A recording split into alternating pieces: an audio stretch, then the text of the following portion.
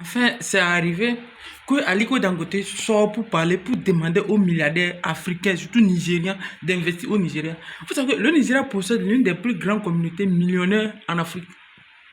Et le Nigeria possède la plus grande flotte de jets privés en Afrique. Et fait partie même des top 20 des pays qui possèdent des jets privés au monde. Parce que on a les flottes de jets privés au Nigeria sont au même pied d'égalité comme les flottes de jets privés aux États et en Russie. Et comment ça se fait qu'un pays si riche, que les gens sont tellement riches, ne peut pas créer des industries? C'est ça qui est aberrant et c'est ça qui est marrant.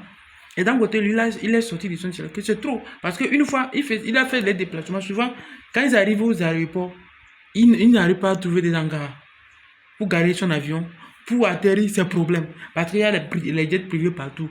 Dans tous les aéroports locaux au Nigeria, partout.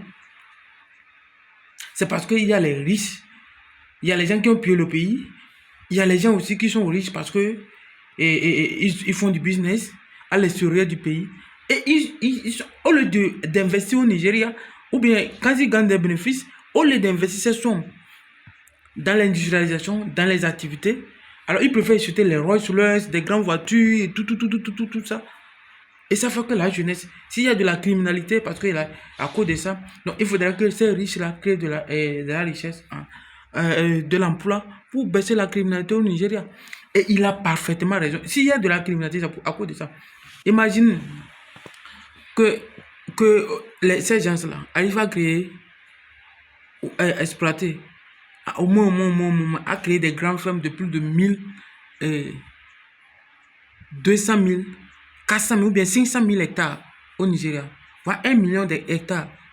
Si ces riches arrivent à investir dans le domaine de l'agriculture, comme ça, d'exploitation, vous pensez que le Nigeria va rester affamé? Non, c'est parce que les gens ne veulent pas, les gens ne veulent pas faire d'efforts, les gens ne veulent pas la volonté.